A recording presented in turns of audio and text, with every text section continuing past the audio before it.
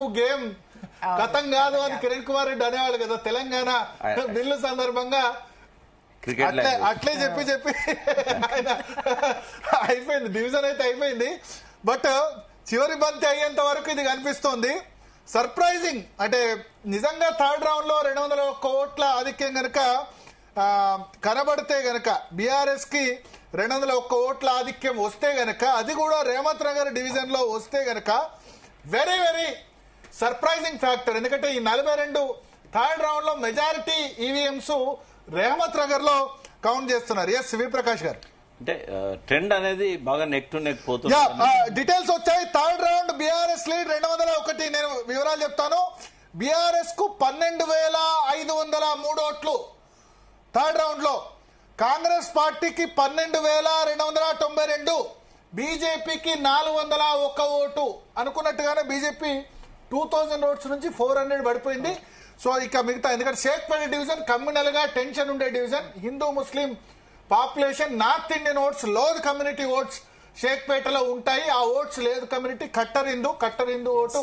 బండి సంజయ్ అక్కడ campaign last day చాలా ఉధృతంగా క్యాంపెయిన్ చేశారు. టోపీ పెట్టుకుంటే నా తల అనుకుంటాను కానీ టోపీ మాత్రం పెట్టుకోను నేను అని ఆయన చెప్పిన చోట 2000 ఓట్లు పడ్డాయి. బట్ మిగతా దానికి వచ్చేసరికి క్రమక్రమంగా బీజేపీ కనబడుతుంది. బీజేపీ ఓటు బీఆర్ఎస్ కు ట్రాన్స్ఫర్ అయినట్టుగా కనబడుతుంది. రేవంత్ నగర్ సర్ప్రైజింగ్.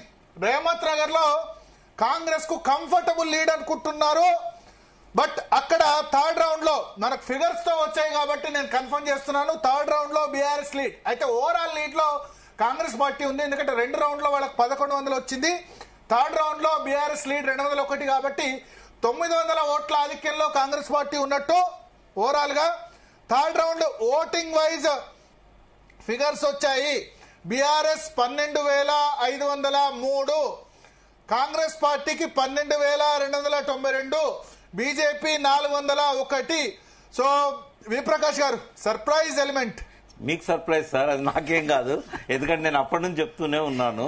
ఇక్కడ ఏంటంటే ఇప్పుడు ఎప్పుడైతే కాంగ్రెస్ నాయకులు పోయి మా చీరలు మాకు ఇవ్వండి, మా డబ్బులు మాకు ఇవ్వండి అని అన్నారో అప్పుడే కన్ఫర్మ్ అయిపోయింది బీఆర్ఎస్ విక్టరీ. ఎందుకంటే వాళ్ళు ఎవరు డబ్బులు తీసుకున్న వాళ్ళు కానీ చీరలు తీసుకున్న వాళ్ళు చాలా మంది పోలింగ్ బూతులలో పోలేదు.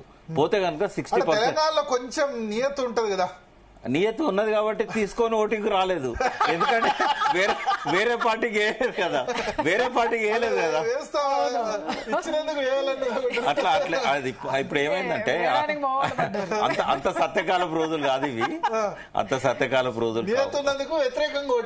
50% వాళ్ళు నిబద్ధులై ఉన్నారు, వేరే పార్టీకి అయితే వేయలే కదా, వ్యతిరేకంగా ఓటేసేవాళ్ళు 100% వైలేట్ చేసినట్టు తీసుకొని వేరే పార్టీకి ఓటేస్తే.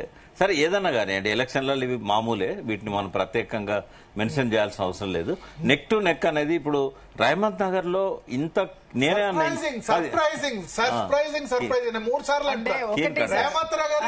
రేవంత్ నగర్ లో మాగంటి గోపీనాథ్ గారికి పట్టు ఉంది, చాలా ఫాలోయింగ్.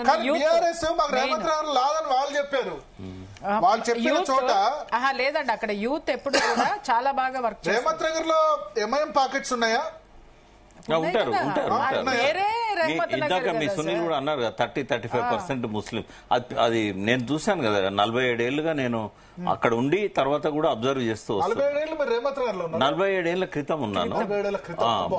బట్ అప్పటికిప్పటికి రెగ్యులర్ టచ్ లో ఉన్నాను నేను. అక్కడ ఉన్న ఫ్రెండ్షిప్ గానీ. నేను 68, 21 ఇయర్స్ ఉన్నప్పుడు నేను స్టూడెంట్ అప్పుడు. అప్పుడే బస్తీ పడుతున్నది. శ్రీశైలం యాదవ్ ఇంటి ప్లేస్ కానీ ఇదంతా బట్టి డిజర్ట్ లాగా ఉండేది. ఇప్పుడు మీరు చూడండి, షేక్పేటకు సంబంధించిన కౌంటింగ్ ఆల్మోస్ట్ కంప్లీటెడ్. సో ముస్లిం ఓటు 51-49 దాదాపు సమానం వచ్చింది. థర్డ్ రౌండ్ లో కూడా 6 షేక్పేట కౌంట్ అయినాయి. వెంగళరావు నగర్ 8 కౌంట్ అయినాయి, రేవంత్ నగర్ 28. ఇక 4వ రౌండ్ వెంగళరావు నగర్ ఎక్కువ ఉన్నాయి, 23 బూతులు, రేవంత్ నగర్ 19 బూతులు. ఇక్కడ ఒక అబ్జర్వేషన్ ఏంటంటే లాస్ట్ టైం బీజేపీకి 7,000 వచ్చాయి, ఇప్పుడు 3,000 వచ్చినాయి.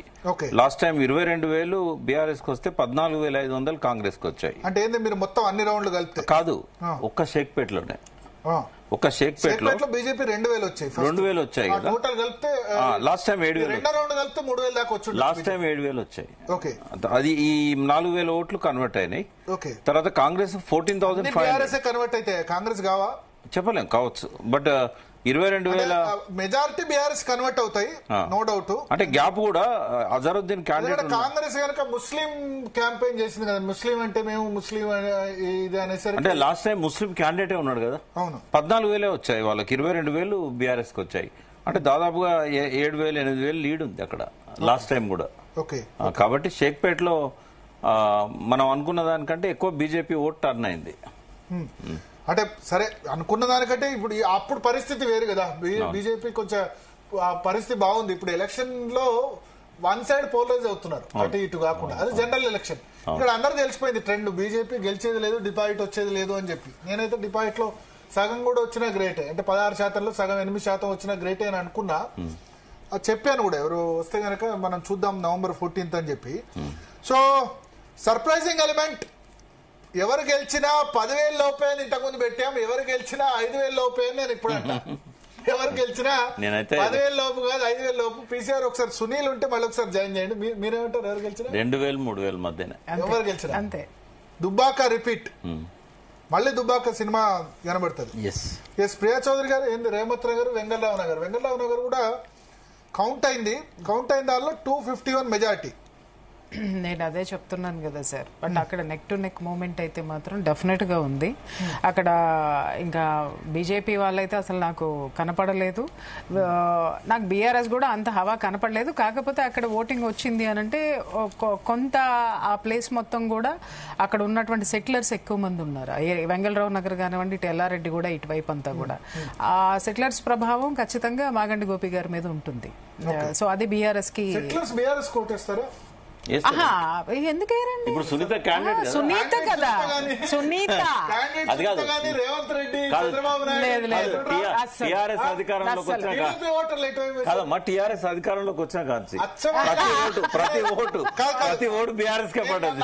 ఏంటంటే సునీత గారిని కొంచెం ఈ వెంగళరావు నగర్ లో ఎక్కువ మాట్లాడిస్తే బాగుండేది. అచ్చమైన ఆంధ్ర స్లాంగ్ లో మాట్లాడుతుంది ఆమె. అవును కదా, ఆవిడ అసలు ఎక్కడ ఆవిడ ప్రసంగించింది చాలా తక్కువ. లాస్ట్ ఎలక్షన్ డే ఇప్పుడు వచ్చిన ఓట్లన్నీ కూడా గుంటూరు, విజయవాడ, గుంటూరు వాళ్ళ క్యాండిడేట్స్ వాళ్ళు ఓడించుకోస్తారు ఏ పార్టీ.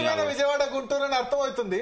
ఆమెను ఎక్కువ వెంగళరావు నగర్ లో తిప్పింటే ఇంకా మాట్లాడిచ్చుంటే, తిప్పడం కాకుండా మాట్లాడిచ్చుంటే బాగుండేది అనిపించింది. ఎందుకంటే నాకు అప్పటి వరకు సునీత గారు మాట్లాడింది తెలియదు, బట్ ఎలక్షన్ డే రోజు మాత్రం మాట్లాడింది చూస్తే యాక్చువల్ గా ఏంటంటే మేమున్న ఏరియాలోకి కాంగ్రెస్ మినిస్టర్స్ కూడా వచ్చారు, మా అపార్ట్మెంట్ కూడా. కాకపోతే ఈ బీఆర్ఎస్ కి సంబంధించిన వాళ్ళు చాలా అసలు రాలేదు నాకు తెలిసి. ఎందుకంటే ఏ ఇన్ఫర్మేషన్ వచ్చినా మా వాళ్ళు నాకు పెడతారు, నన్ను రమ్మని అంటారు. కాబట్టి అది లేదు. అయినా కూడా అక్కడ ఆధిక్యత వచ్చింది అని అంటే కేవలం సెటిలర్స్ అందరూ కూడా ఫేవర్ టు మాగంటి గోపీనాథ్ అండి. మాగంటి గోపీనాథ్ గారి ఫాలో అప్ ఇది అంత. ఒకటి సార్ అన్నట్టుగా బీఆర్ఎస్కి ఎందుకు వేస్తారు అని అంటే, ఒకటి స్పష్టంగా చెప్పాలి ఏంటి అంటే, మన కేసీఆర్ గారు కొంచెం ఓన్ చేసుకోవడంలో ఆయన దిట్ట మనుషుల్ని. ఆయన ఫస్ట్ ఫోకస్ పెట్టిందే తెలంగాణ వచ్చిన తర్వాత ఫోకస్ పెట్టిందే సెటిలర్స్ మీద, ఆంధ్ర సెటిలర్స్ మీద, ఆంధ్ర ఓటర్స్ మీద. సో ఆ కన్సర్న్ అనేది డెఫినెట్ గా ఉంటుంది, ఖచ్చితంగా. మరి అప్పటి వరకు తిట్టిన వ్యక్తిని ఎందుకు కన్వర్ట్ అయిపోయారు? అదే కదా సార్. ఇప్పుడు ఎవరిళ్ళకి వాళ్ళు వెళ్ళిపోయారు, మిగిలిన వాళ్ళు ఉన్నారు. మిగిలిన వాళ్ళకి ఎవరు ఎక్కువ కాన్ఫిడెన్స్ ఇస్తారో, ఎవరైతే ఇది చేస్తారో వాళ్ళకి ఖచ్చితంగా వాళ్ళు మోరల్ గా అటాచ్మెంట్ అనేది ఉండడం అనేది. సో 3 రౌండ్స్ తర్వాత అన్ని కలిపాం మనకి ఇంకా పూర్తి లేదు. 3 రౌండ్ల తర్వాత కాంగ్రెస్ పార్టీ లీడు 24 + 894, అంటే 918 ఓట్ల ఆధిక్యంలో 3 రౌండ్ల తర్వాత కాంగ్రెస్ పార్టీ ఉంది. 30,894 కాంగ్రెస్ పార్టీకి, 29,976 BRS, 2,528 BJP, 30,894 Congress, 29,976 BRS, 2,568 BJP. 3 రౌండ్లు పూర్తయ్యేసరికి ఇది పరిస్థితి. చాలా చోట్ల మిస్ఇన్ఫర్మేషన్ అవుతుంది. 3వ రౌండ్ లో 3,100 ఆధిక్యం అది లేదు. సో ప్రజలు ఎవరైతే చూస్తున్నారో అది చాలా క్లియర్ గా మనకు అర్థమవుతుంది. 3 రౌండ్లకు సంబంధించి ఓవరాల్ గా ఇప్పటి వరకు ఉన్న విప్రకాష్ గారు ఒక 2 minutes బ్రేక్ తీసుకొని వస్తారు. సో ప్రియా చౌదరి గారు, ఒక వెంగళరావు నగర్ అనే కాకుండా ఓవరాల్ గా ఖమ్మం ఓటర్లు చాలా ఎక్కువ సంఖ్యలో ఉన్నారు. దాదాపు 17,000 ఉంటారా? 32,000 ఉన్నాయా? అంటే సెటిలర్స్ ఉన్నారు. మీరు ఒకసారి చూసుకోండి. 30,000 ఉంటాయి. 30,000 ఎక్కువ ఉంటుందేమో. ఇంకా లేదు దాంట్లో కమ్యూనల్ వైజ్ గా మీరు చూసుకుంటే దాదాపు 30,000 దగ్గర ఉన్నారు. ఏ డివిజన్స్ లో ఎక్కువ ఉన్నారంటే ఎక్కువ మీరు అన్న ఇటు అమీర్పేట వైపు ఎక్కువ ఉన్నారండి.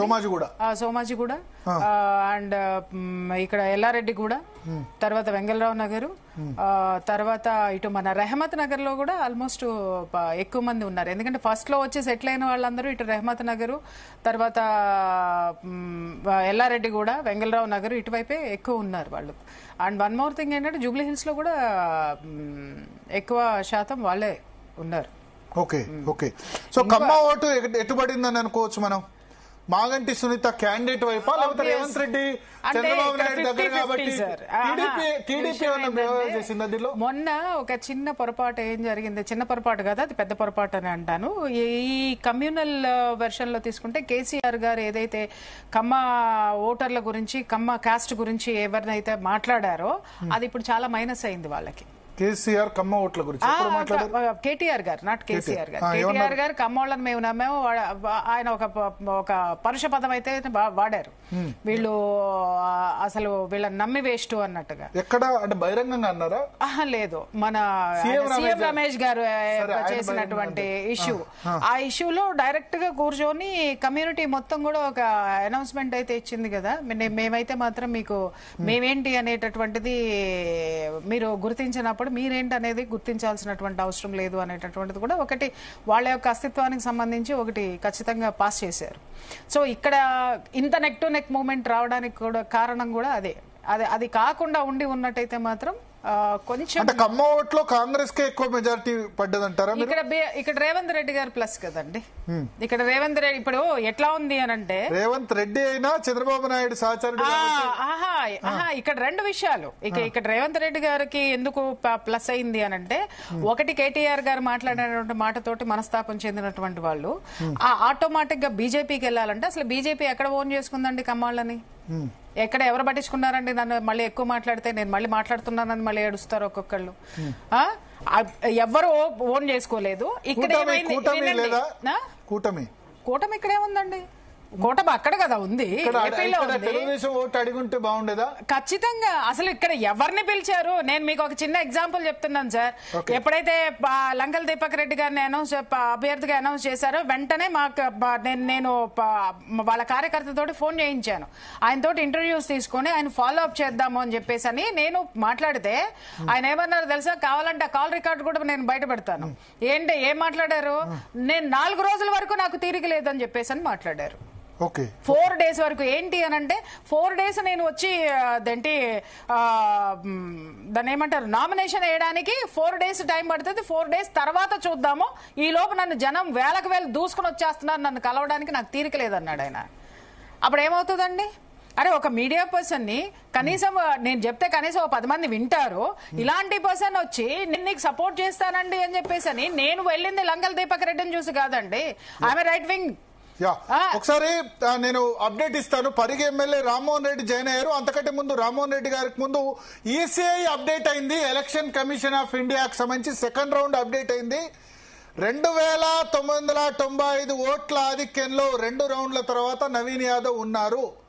సెకండ్ రౌండ్ లో మంచి మెజారిటీ నవీన్ యాదవ్కి వచ్చింది. ఫస్ట్ రౌండ్ లో 47 ఉండే, బట్ సెకండ్ రౌండ్ లో వెంగళరావు నగర్ తర్వాత ఇవన్నీ యాడ్ అయిన తర్వాత ఎర్రగడ్డ కౌంటింగ్ 5 నవీన్ యాదవ్ కు ఆధిక్యం. 17,874 నవీన్ యాదవ్. మాగంటి సునీతకి 14,879. లంకల దీపక్ రెడ్డికి 3,475. సో సెకండ్ రౌండ్ లో కూడా బీజేపీకి 1,475 ఓట్లు పడ్డాయి. తక్కువేం కాదు ఇప్పుడున్న సర్కమ్స్టెన్సెస్ లో. అంటే 18,000, 15,000, 33,000, దాదాపు 38,000 కౌంట్ అయితే బీజేపీకి 3,400, 10% ఓట్లు పడ్డాయి. సార్ మీరు ఒక్కటే క్యాల్కులేట్ చేసుకోండి. బీజేపీకి ఓట్లు అత్యధికంగా ఎక్కడ పడినాయి అంటే బండి సంజయ్ గారు స్పీచ్ ఇచ్చిన చోట. అక్కడ ఎక్కువ ఓట్లు పోల్ అవుతాయి. ఎందుకనంటే ఆయన ఇచ్చినటువంటి ప్లేసెస్ లోనే ఉన్నది ఇంతవరకు కూడా. మీరు చెక్ చేసుకోండి కావాలంటే. అంటే వీళ్ళ హవా, వీళ్ళ యొక్క వీళ్ళ ఎఫర్ట్స్ ఎంతవరకు ఉన్నాయనేది ఒకసారి ఎవరికాళ్ళ ఆత్మవిమర్శ చేసుకోవాలి బీజేపీలో. ఆయన వచ్చిన తర్వాతనే కార్యకర్తల్లో జోష్ వచ్చింది. ఆయన ప్రసంగాల మూలంగానే కనీసము అరే ఓకే నెక్స్ట్ లీడ్ ఎవరు తీసుకుంటారు అనేటటువంటి ఒక ఆలోచన వచ్చింది. బీజేపీకి ఒక బ్రీత్ వచ్చింది. ఓకే ఓకే ఓకే అయితే కౌంటింగ్ సెంటర్ నుంచి సమాచారం వస్తుంది. థర్డ్ రౌండ్ లో కూడా కాంగ్రెస్ పార్టీకి లీడ్ వచ్చినట్టుగా చెప్తున్నారు. 3000 ఓట్ల ఆధిక్యం అని చెప్పి థర్డ్ రౌండ్ లో బీఆర్ఎస్ కు 201 ఓట్ల మెజారిటీ అన్నారు కదా. బట్ కాంగ్రెస్ పార్టీకి లీడ్ వచ్చినట్టుగా చెప్తున్నారు. ఇది అన్అఫీషియల్ ఇన్ఫర్మేషన్ వెరిఫై చేయొద్దు. నేను ఈసీ ఇన్ఫర్మేషన్ ప్రకారం 2995 ఓట్ల ఆధిక్యంలో నవీన్ యాదవ్ ఉన్నారు. క్లియర్ మెజారిటీ 3000 ఓట్స్ దాదాపు ఉన్నారు. రామ్మోహన్ రెడ్డి గారు వినబడుతుందా? వినబడుతుందండి, చెప్పండి సార్. మీకు ఎక్కడ ఇన్ఛార్జ్ ఇచ్చారు? షేక్పేట అండి. షేక్పేటలో 20, 21, 22, 41, 42 5 బూత్స్. ఓకే. ఎందుకు షేక్పేటలో అనుకున్నంత మెజారిటీ రాలేదు? 42, 43 ఉండే ఫస్ట్ రౌండ్. ఎక్కువ మటుకు ఏంటంటే మేము అబ్జర్వ్ చేసేది ఏంటంటే అక్కడ కొంతమంది ఎంప్లాయ్మెంట్ పర్పస్ గా వేరే ప్లేసెస్ లలో వర్క్ చేస్తున్నారు అక్కడ. సో వాళ్ళందరికీ కూడా ఏంటంటే మన జూబ్లీస్ లో హాలిడే ఇచ్చినాం కానీ వాళ్ళ వర్క్ ప్లేస్ ఎక్కడ ఉందో అక్కడ హాలిడే లేదు. వాళ్ళు చాలా మంది వర్క్ ప్లేస్ కి వెళ్ళిపోయారు, ఓటింగ్ కి రాలేదు. ఓటింగ్ కు వచ్చిన వాళ్ళు చాలా తక్కువ మంది ఉన్నారు అనమాట. అరౌండ్ 300, 400 ఓట్సే ఈచ్ బూత్ లో. అరౌండ్ 1100, 1200, 1000 ఓట్స్ ఉంటే 300, 400 మాక్సిమం వరకే పోలింగ్ అయింది. సో అక్కడ మెయిన్ మిస్టేక్ జరిగిందని మేము భావిస్తున్నాం అనమాట. పోలింగ్ లో కూడా లాస్ట్ టైం అజారుద్దీన్ కి 2700 మెజార్టీ, మిగతా ఎక్కడ మెజారిటీ లేదు, షేక్పేట్ లోనే వచ్చింది. బట్ ఇక్కడ మాత్రం ఎందుకు తక్కువ వచ్చింది? ఫస్ట్ రౌండ్ లో 42 ఓట్ల లీడింగ్ మాత్రం ఉంది. సెకండ్ రౌండ్ లో పెరిగింది లీడింగ్. సెకండ్ రౌండ్ లో షేక్పేట్ తో పాటు రేమత్ నగర్, సెకండ్ రౌండ్ లో వెంగళరావు నగర్ ఇవన్నీ వచ్చాయి, ఎర్రగడ్డ వచ్చాయి. అదే ముఖ్యంగా మేము అక్కడ జడ్జ్ చేసింది ఏంటంటే డే ఆఫ్ పోలింగ్ కూడా ఇంపార్టెంట్. ఆ రోజు డే ఆఫ్ పోలింగ్ ఏముందో తెలియదు మనకి. ఈరోజు మొన్న పోలింగ్ అయింది ఏంటంటే మనకు ఆ రోజు వర్క్ డే ఉండే, చాలా మంది వర్క్ ప్లేస్ కి వెళ్ళిపోయారు, పోలింగ్ రాలేదు.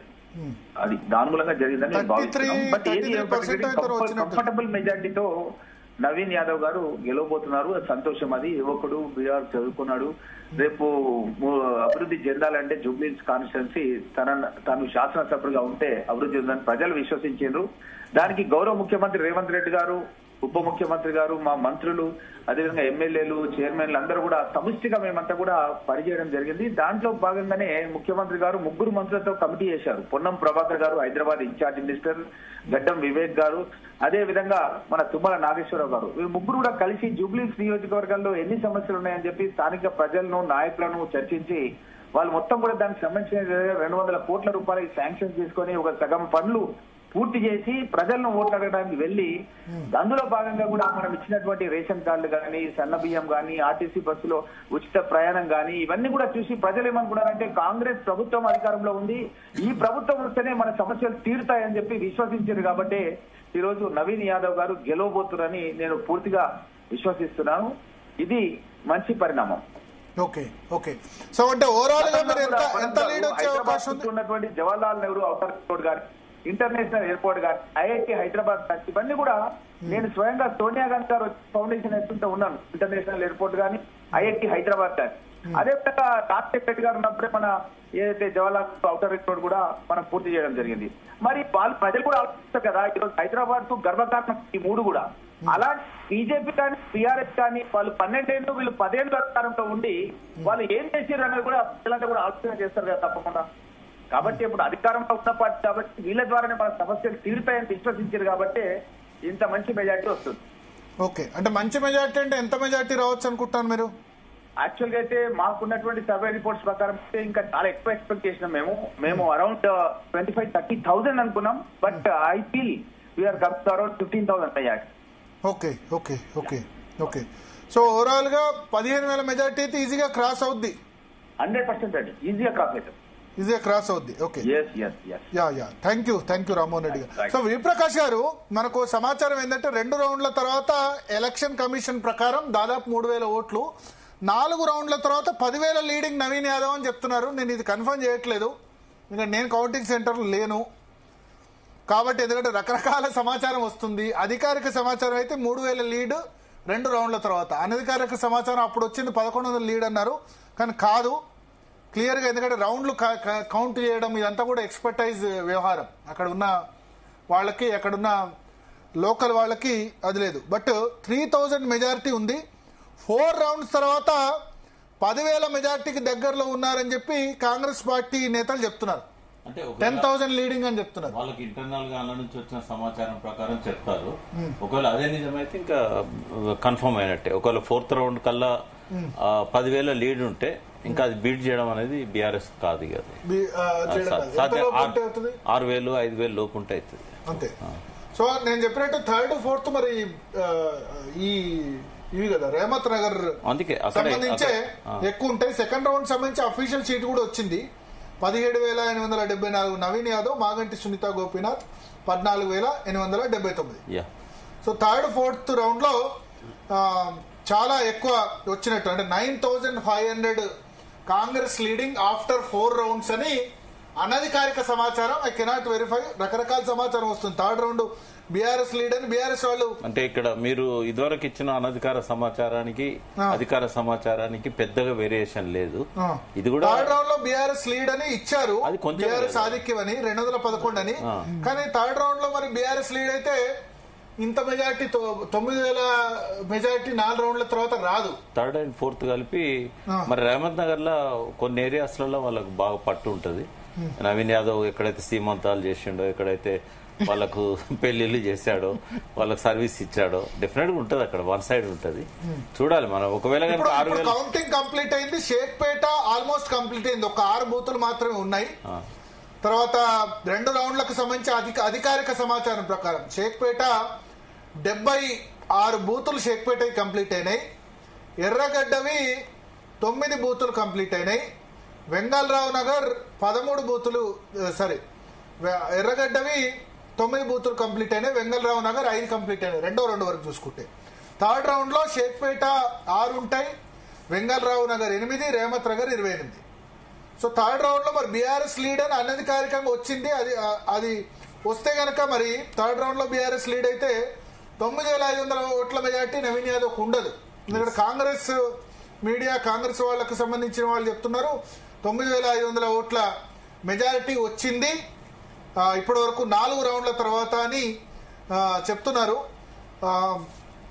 సో ఓవరాల్ గా 2 రౌండ్స్ అయితే మనకు క్లియర్, దాదాపు 3,000 లీడ్ కనబడుతుంది. 2nd రౌండ్ లో ఎక్కువ లీడ్ వచ్చింది, 42 అంటే దాదాపు 2,900 లీడ్ మనకు కనబడుతుంది. అంటే షేక్పేట దాటిన తర్వాత వెంగళరావు నగర్, ఎర్రగడ్డలో షేక్పేటలో ఫస్ట్ 42 అయితే దీనిలో కూడా షేక్పేట 28 బూతులు ఉన్నాయి. ఇక్కడ ఏమైందంటే రేవంత్ నగర్ గానీ ఏసుగూడలో గానీ బీసీ ఓట్స్ ఎక్కువ ఉంటాయి. బీసీలలో కొంత పోలరైజేషన్ వచ్చింది. పర్టికులర్ గా ఇందాక మేడం చెప్పినట్టుగా యాదవ్లో వాళ్ళని పోలరైజ్ చేయడానికి రేవంత్ రెడ్డి స్వయంగా వచ్చాడు అని అంటే వాళ్ళు ముందు నుంచి కూడా అది చాలా ప్రయత్నాలు 1 మంత్ నుంచి జరిగినాయి. జాజుల శ్రీనివాస్ గౌడ్ ను కూడా తీసుకొచ్చి అక్కడ పెట్టారు. అంటే బీసీ నాయకత్వాన్ని అక్కడ పటిష్టం చేస్తూ పోలరైజేషన్, అంటే ఆయన ఎక్స్పెక్ట్ చేసింది కూడా అదే. బీసీలలో చైతన్యం ఎక్కువ ఉంది, బీసీ క్యాండిడేట్ కి ఇస్తే గెలుస్తాడు, లేకపోతే అజరుద్దీనే క్యాండిడేట్ అయ్యేవాడు కదా. అంటే ఇదంతా కూడా చూసినప్పుడు ఏంటంటే కొంత ఈ బస్తీలలో బీసీలో ఓట్స్ ఆయనకి ఎక్కువ పడే అవకాశం ఉంటుంది. పర్టికులర్గా యాదవ సామాజిక వర్గం కానీ, ముదిరాజ్ సామాజిక వర్గం కానీ. ఎందుకంటే ముదిరాజులకు కోపం ఉంది, వాళ్ళకి టికెట్ ఇవ్వలేదు లాస్ట్ ఎలక్షన్స్ లో అని, ఈటెల రాజేందర్ పట్ల అనుచితంగా వ్యవహరించాడని. కాబట్టి వాళ్ళు ఉన్నాయి, 12,000 ఉన్నాయి, 12,000 13,000 కోట్లు యాదవ్ మున్నూరు కాపు ఎక్కువ ఉన్నాయి, 22,000 ఉన్నాయి. మున్నూరు కాపులది ఎక్కువ భాగం బీఆర్ఎస్ కి పడే. కాస్ట్ వైజ్ ఓటింగ్ ఉంటుందా? కాస్ట్ వైజ్ కాదు, వాళ్ళకి ఆ ఫీలింగ్స్, ఎమోషన్స్ ఉంటాయి. అంటే అందరూ నవీన్ యాదవ్ సొంత కాస్ట్ కాబట్టి యాదవ్ వేస్తారు, మిగతా బీసీలంతా కొంత చీల్తది, 1 సైడ్ ఉండదు. బట్ అది కూడా గ్రామాలలో వాళ్ళకు రూట్స్ ఉన్నాయి కాబట్టి దాని ఇన్ఫ్లుయెన్స్ కూడా ఉంటది కొంత. అంటే అక్కడ కాపులకు ఏంటంటే రైతు బంధు విషయంలో సరిగా జరగట్లేదు, రుణమాఫీ సరిగా జరగలేదు, కొంత వ్యవసాయ కమ్యూనిటీలో ఆగ్రహం ఉంది రేవంత్ రెడ్డి అంటే. అది కొంత రిఫ్లెక్ట్ అవుతుంది కాబట్టి బీఆర్ఎస్కి అది కొంత కలిసి వస్తుంది. ఎట్ ది సేమ్ టైం అర్బన్లో ఉన్న కాపులు వేయాలని ఏం లేదు, ఎందుకంటే వాళ్ళు గవర్నమెంట్ ఇది ఉంది కాబట్టి మనకి ఏమైనా డెవలప్మెంట్ పనులు చేసుకోవచ్చు అనేది ఉంటుంది. ఇది ఒక పెద్ద అడ్వాంటేజ్ రేవంత్ రెడ్డికి, అంటే ఇక్కడ అధికారంలో ఉండడం అనేది. ఓకే ఓకే, అయితే ఒకసారి బీహార్ వెళ్దాం. ఈ రిజల్ట్ వచ్చిన తర్వాత బీహార్ లో ల్యాండ్ మార్క్ విక్టరీ 3/4 మెజారిటీ 66% సీట్లు 20 సంవత్సరాల పరిపాలన తర్వాత 20 సంవత్సరాల పరిపాలన తర్వాత 66% సీట్లు. ఇది గుజరాత్ లో పాసిబుల్ అవుతుంది, మధ్యప్రదేశ్ లో పాసిబుల్ అవుతుంది, బీహార్ లో పాసిబుల్ అవుతుంది. అంటే కాంగ్రెస్ పార్టీ 2012 తర్వాత వరుసగా గెలిచిన రాష్ట్రం లేదు. 2012లో అస్సాంలో గెలిచింది చివరిసారి, 2009లో ఉమ్మడి ఆంధ్రప్రదేశ్ లో గెలిచింది. ఆ తర్వాత మళ్ళీ ఒకసారి గెలిస్తే ఇక మళ్ళా ఓడిపోవడమే తప్ప వరుసగా రిపీట్ అవ్వట్లేదు. బీజేపీ ఏమో ఈ విధంగా కంటిన్యూస్ గా గెలుస్తూ వస్తున్న పరిస్థితి. ఎన్ని సీట్లు అంటే ఇప్పుడు బీహార్ లో 166 సీట్లు, దాదాపు 175 దగ్గరలో ఉంది. చూస్తే గనక 175 అవుట్ ఆఫ్ 243 ఎక్స్పెక్ట్ చేసిందే. ఇది కొంతవరకు అసదుద్దీన్ కూడా కారణమైండు, ఎందుకంటే పోటీ చేసిందే సీమాంచల్. ఎన్నైనా కూడా అంటే అది కూడా ఒక కారణంగా చెప్తున్నాడు. ఇక్కడ main credit goes to Nitish, ఎందుకంటే ఆయన అనుసరించిన విధానాలు one of the best chief minister after independence. మనం క్రెడిట్ ఇవ్వదలుచుకుంటే ఆ టాప్ 3-4 లో ఉంటారు ఈ స్వాతంత్రం వచ్చిన తర్వాత ముఖ్యమంత్రులు. లోహియా ఐడియాలజీతో ప్రభావితమైన వ్యక్తి, ఆయన శిష్యుడు కూడా. సో సోషలిస్ట్, ఇంకోటి నాన్ కరప్టెడ్, తర్వాత ఎప్పుడు ప్రో పీపుల్ ఉంటాడు ఆయన. ప్రజల మధ్య సీట్లలో కూడా సమానంగా ఉన్నాయి, 75-73 BJP JDU. Lok Janshakti party 18, surprise. Chirag Paswan 18, Hindustan Awami Morcha 4, RLM 2. Mahagathbandhan లో కాంగ్రెస్ పార్టీ బాగా దెబ్బతీసింది ఆర్జేడీని. 60 సీట్లు పోటీ చేస్తే 14 వస్తున్నాయి వాళ్ళకి, ఆర్జేడీకి 47 వస్తున్నాయి. అందుకే ఆయన ఇవ్వనన్నాడు అసలు. చాలా లాస్ట్ మినిట్ దాకా సాగదీసి తీసుకున్నారు. ఇంకా కాంగ్రెస్ పార్టీని ఆర్క్యూస్ లో పెట్టాల్సిందే. ఎందుకంటే మీరు చూసారు తమిళనాడులో గానీ వెస్ట్ బెంగాల్లో గానీ 67 తర్వాత మళ్ళీ గెలవలేదు 1967 తర్వాత. కాబట్టి ప్రాంతీయ పార్టీల యొక్క ఇప్పుడు అక్కడ జేడీయూ కానీ ఆర్జేడీ కానీ వీళ్ళది ఏంటంటే ఎట్లయినా బలం ఉంటుంది. ఇప్పుడు అఖిలేష్ యాదవ్ ఉత్తరప్రదేశ్, ఒకప్పటి జాతీయ పార్టీ లాగా కాంగ్రెస్ లేదు, బట్ బీజేపీ మాత్రం ఆ ప్లేస్ ని ఫుల్ఫిల్ చేస్తున్నది. 165 వస్తున్నాయి 243. అవును, అంటే 2/3, 3/4 మెజారిటీ దిశగా పోయినా ఆశ్చర్యం లేదు. చాలా డిసిజివ్ యాంటీ ఇన్కంబెన్సీ లేదు అక్కడ.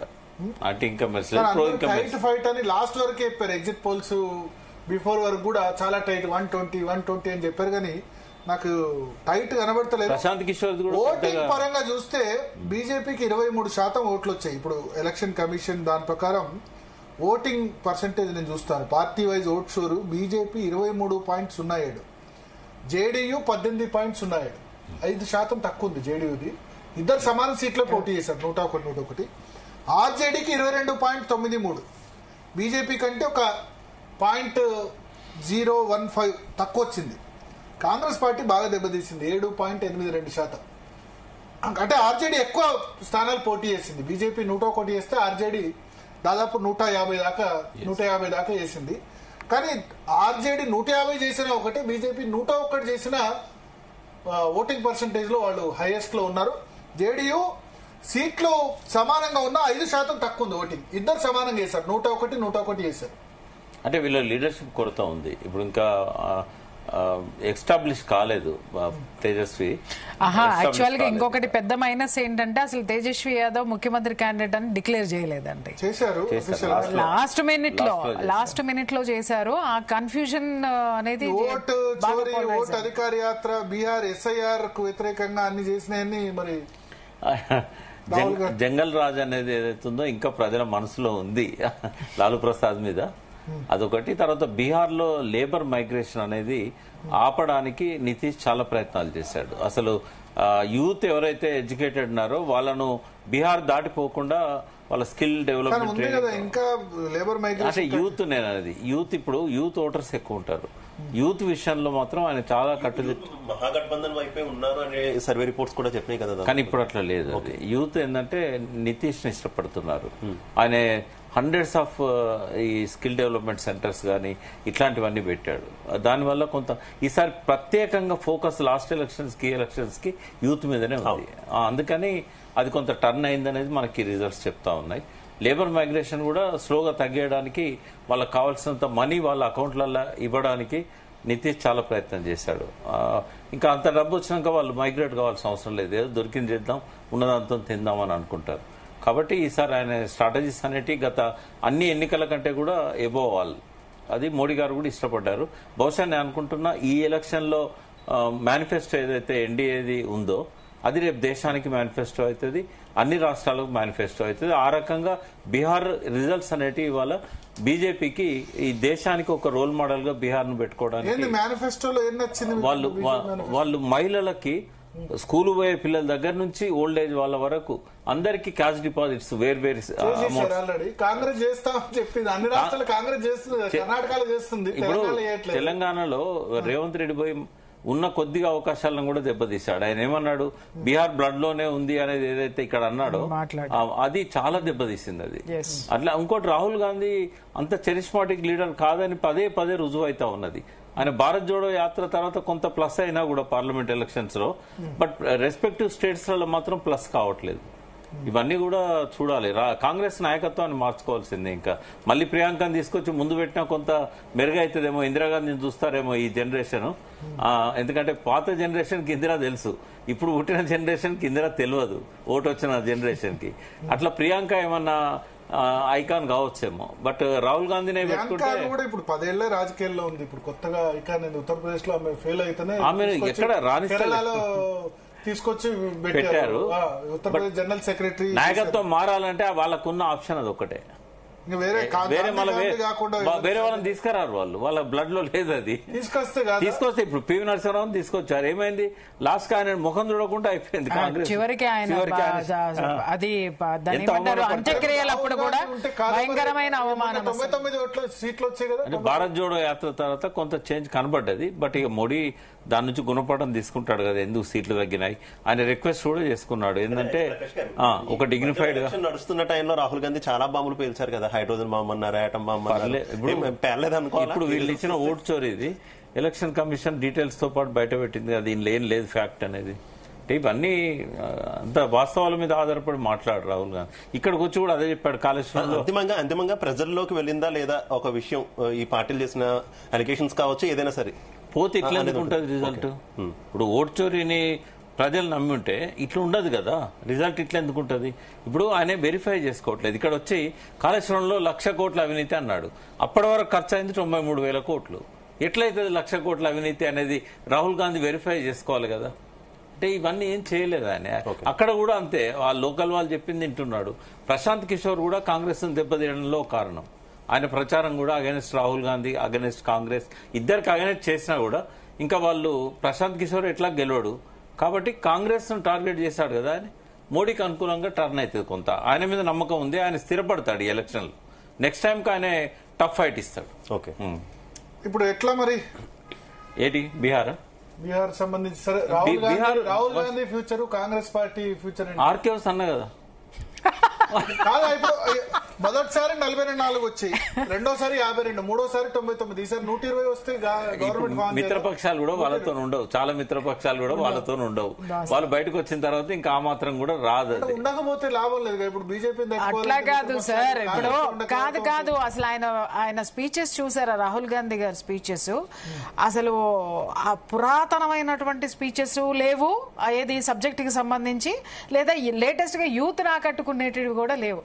మోసగా ఎలా ఉంది అని అంటే ఒక పక్క ఒక కమ్యూనల్ మతాలకి సంబంధించిన వాళ్ళు ఎలా మాట్లాడతారో మూర్ఘంగా అలాంటి వేవ్ లో ఉన్నాయి తప్ప డెవలప్మెంట్ గురించి ఎక్కడైనా మాట్లాడాడా? ఆయన మాట్లాడితే మొత్తం హిందూ హేట్రేషన్ ని తీసుకొని వస్తే, అరే నీకు ఇక్కడ 80% హిందువులు ఉన్నప్పుడు హిందూ హేట్రేటెడ్ స్పీచెస్ ఇస్తే నిన్నెవరు చూస్తారు?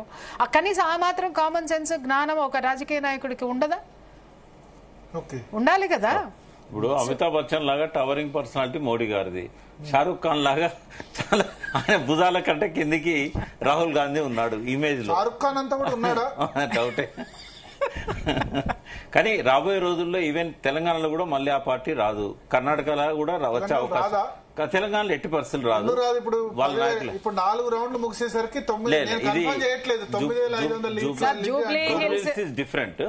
బట్ ఓవరాల్ జూబ్లీ హిల్స్ 30,000 ఓట్ల మెజార్టీతో కాంగ్రెస్ గెలిచింది అనుకోండి, మంచి మెజార్టీ కదా. 30,000 అంటే గెలిచినా కూడా 15,000 గెలిచిన బై ఎలక్షన్ ఇస్ డిఫరెంట్. ఎందుకంటే మెజార్టీ సీట్లు రూరల్ ఏరియాలో ఉన్నాయి. హైదరాబాద్ మొత్తం గెలిచారు బీఆర్ఎస్. ఏమైంది అధికారంలోకి వచ్చారు. హైదరాబాద్ లో వీక్ గా ఉన్న చోట గెలవడం కదా. Week strong. హైదరాబాద్ లో వీక్ గా ఉన్న చోట, అత్యంత వీక్ గా ఉన్న చోట గెలిచిందంటే, హైడ్రా అని ఇంత ప్రచారం చేసిన, రియల్ ఎస్టేట్ పడిపోయిందని ప్రచారం చేసినా గెలిచిందంటే కాంగ్రెస్ మనోభావాల ప్రకారం కాదు కదా. మనోభావాల ప్రకారం ఓట్లు పడట్లేదు కదా భారత్. ఇప్పుడు అన్ని రకాల ఫ్యాక్టర్స్ ఉన్నాయి కదా, వాళ్ళు కూడా చేస్తారు. బట్ అక్కడ వాళ్ళు వెనకబడ్డారు. లాస్ట్ 3 days వాళ్ళు వెనకబడ్డారు. వీళ్ళు చాలా ఫాస్ట్ గా దూసుకుపోయారు. ఏదేమైనా నెక్స్ట్ ఎలక్షన్స్ లో కాంగ్రెస్ మళ్ళీ అధికారంలోకి రావాలంటే ఈ అభివృద్ధి అనేది ప్రధానంగా వస్తుంది. ఈయన దగ్గర డబ్బులు లేవు, నన్ను కోసుకొని తింటారా అంటున్నాడు, నన్ను చెప్పుల దొంగలాగా చూస్తున్నారు, అప్పులకు పోతే అంటున్నాడు. ఈ మాటలు మాట్లాడడం మానుకోవాలి.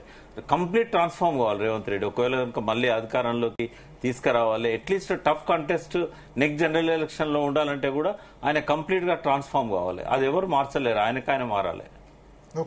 ఎందుకంటే ఇంకోటి మంచి థింక్ ట్యాంక్ పెట్టుకుని ఎకానమీ డెవలప్ చేసుకోవాలి. ఇప్పుడు లాస్ట్ 3 years లో ఆయన చేయగలిగేది ఏందో అర్థం కాదు. ఎందుకంటే 2 years అయితే డౌన్ ఫాల్ స్టార్ట్ అయింది. ఇప్పుడు మీరు కేసీఆర్ పీరియడ్ లో ఎట్లయితే double-digit గ్రోత్ రేట్ ఉందో ఇప్పుడు లేదు. అది ఇప్పుడు ఫాల్ స్టార్ట్ అయింది. అది ఎక్కడ దారి తీస్తుందో తెలియదు. సో మీరు ఫాల్ అంటున్నారు కానీ వాళ్ళు గెలుస్తున్నారు కదా. గెలవడం వేరే. జూబ్లీ హిల్స్ లో అంటే ఓవరాల్ గా గెలవాలి కదా, ఒక్క హైదరాబాద్ కాదు కదా, ఓవరాల్ గా గెలవాలి. హైదరాబాద్ వీక్ లింక్ కాంగ్రెస్ పార్టీకి 2 సార్లు జిహెచ్ఎంసీ ఎన్నికలు జరిగితే 2 కార్పొరేటర్లు వచ్చారు. అధికార పార్టీకి మొన్న మొత్తంలో జిహెచ్ఎంసీలో ఓడిపోయింది. ఎంపీ సీట్లు ఒక్కటి కూడా రాలేదు కాంగ్రెస్ పార్టీ. ఇప్పుడు అటువంటి చోట కాంగ్రెస్ జెండా జూబ్లీ హిల్స్ లో ఎగిరితే అంటే రేవంత్ కాదని ఎట్లా అంటాం. నేను అనేది 2 సీట్లు ఉన్న కాడ ఇప్పుడు మేయర్ తో పాటు ఎంతో మంది కార్పొరేటర్లు ఇప్పుడు ఆ పార్టీలో ఉన్నారు. అంటే అధికారం అనేది ఒక ఆకర్షణ, అధికారం అనేది అభివృద్ధికి ఒక సూచిక. 200 కోట్లు వచ్చినాయి కదా ఇప్పుడైతే జూబ్లీస్ కాన్స్టిట్యున్సీకి. దాని ఇంపాక్ట్ ఉండదా? వాళ్ళు కూడా ఏమనుకుంటారు, బీఆర్ఎస్ కేస్తే ఇప్పుడు అధికారంలోకి వచ్చినా వాళ్ళేమి ముఖ్యమంత్రి కాలేరు, లేకుంటే పాలన మారదు. బట్ ఆ కక్షతో మనల్ని డెవలప్ చేయకుండా వదిలేస్తాడేమో అనేది కూడా ఉంటది కదా. కనీసం గెలిస్తే కొంత డిమాండ్ చేయొచ్చు. నవీన్ యాదవ్ యువకుడు పోయి మనం డిమాండ్ చేస్తే కొన్ని ఫండ్స్ తేగలుగుతాడు. ఇట్లాంటివన్నీ ఉంటాయి.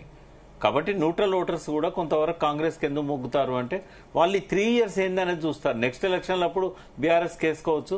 ఇప్పుడైతే మనం ఈ అభివృద్ధి అనేది అవసరం కదా అనేది ఉంటది. ఎడ్యుకేటెడ్ ఓటర్స్ లో ఈ వాదన కనబడ్డది నాకు. సో ఒకసారి మఖాన్ సింగ్ రాజ్ ఠాకూర్ గారు రామగుండ ఎమ్మెల్యే మనతో పాటు ఫోన్ లైన్ లో సిద్ధంగా ఉన్నారు. రాజ్ ఠాకూర్ గారు ఏ డివిజన్ ఇచ్చారు ఇన్ఛార్జ్ మీకు? కూడా అంటే శ్రీధర్ బాబు గారు, మీరు, అడ్డూరు లక్ష్మణ్, మొత్తం పెద్దపల్లి పార్లమెంట్ అంతా కూడా ఇక్కడ చూసినట్టుంది, అంతేనా?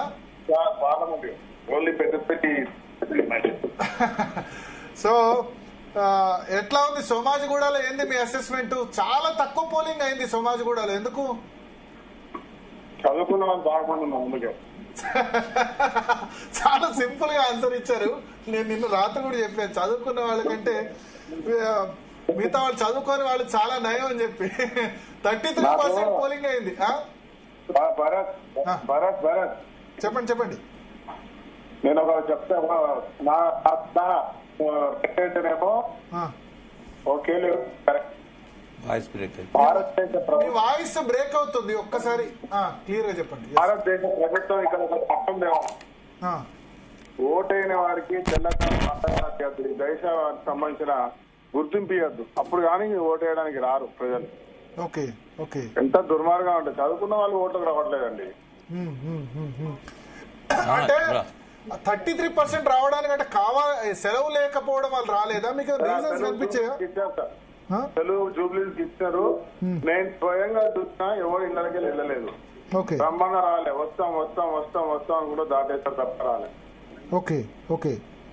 ఇక్కడ ఒక విషయం భరత్ గారు, మీరు ఆయన చెప్పింది స్పష్టంగా కరెక్ట్ గా చెప్పారు.